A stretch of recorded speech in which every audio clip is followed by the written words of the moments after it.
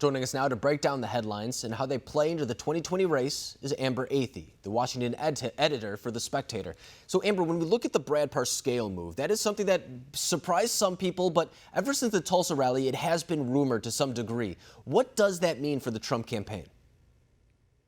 What this means is that the campaign is looking for a broader political strategy rather than a digital one. Brad Parscale's main benefit to the campaign was that he has a great grasp on how to run the digital side of things. Back in 2016, he was a huge help with running targeted Facebook ads, which the Trump campaign spent tens of millions of dollars on, drastically outspent Hillary Clinton. So what they're doing here is they're actually moving Brad Parscale back onto the digital side of things and taking him out of this huge leadership position. Instead, they're putting in someone in Bill Stepien who has more of that broad political experience. He successfully ran both of Chris Christie's winning governor campaigns in New Jersey. He has establishment connections, which will be helpful in making sure that Trump is able to get the donor base that he needs as we close in on this election. So what this is about a larger strategy and political messaging as opposed to this digital targeting strategy that's really been the bulk of the campaign for the past 6 months.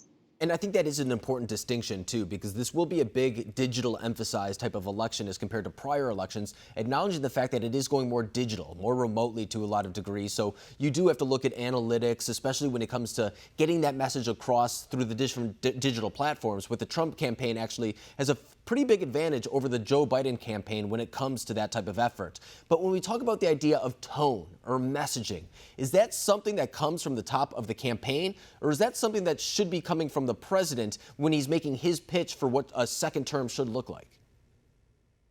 Yeah, it should come from the president. And in fact, one of his biggest weaknesses is that he's been unable to tell voters what exactly he plans on doing in his second term. In several interviews, he's had the opportunity to share what his strategy is if he is able to be put back into office. And he's really been unable to tell voters what it is he wants to do.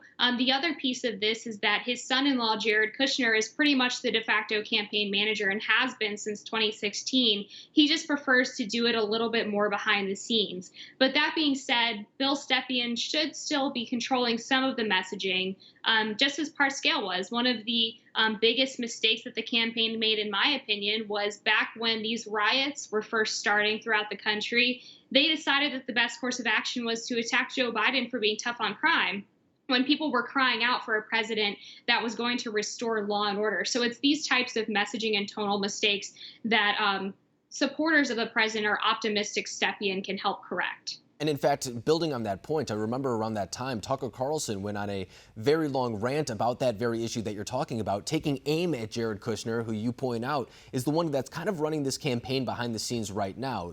Jared Kushner was reportedly telling the president to kind of stay away from that issue in hopes of maybe garnering some black support, chipping away at Biden's black support, I should say, along with other things such as HBCUs, the First Step Act, things of that nature to kind of build away from that overwhelming majority that Joe Biden is seeing, at least in the primaries so far. But when it comes to something such as the coronavirus pandemic, such as the economy, you also bring up the protests as well. What type of message could the president do in order to kind of make the contrast between him and a potential Biden presidency?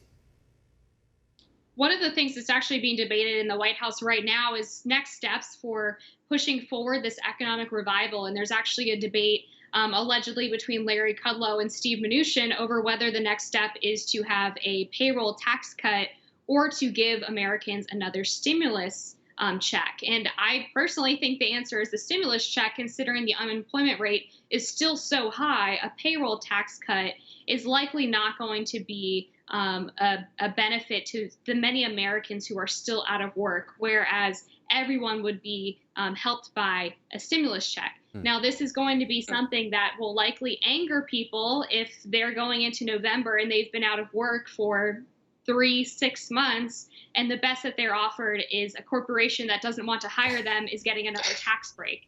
So this is another opportunity for the administration to implement something tangible that's going to help people to the point where they're not going to feel like they need new leadership throughout this crisis. No, I think that's an excellent point, and it builds on really the concept of what the argument will be like, too. I think a big part of the argument going into November is who do you trust to build back this economy? And at this point, I think the president does have a convincing argument to make, acknowledging where the economy was right before this pandemic. And I know what they're going to do, too. They're going to pivot it and look at what Joe Biden and President Barack Obama did coming out of the 2008 recession and ask, is this the person that you want rebuilding the economy when we saw anemic growth coming out of 2008? So I think that's the argument we're going to see. But as you point out, I think it's up to the campaign as well as the president himself to make that message clear going into November about what a possible next 4 years would look like. I think that's really the difficulty that they're going to have between now and November. But Amber Athey, I appreciate you coming on, breaking down these headlines for us. Thank you.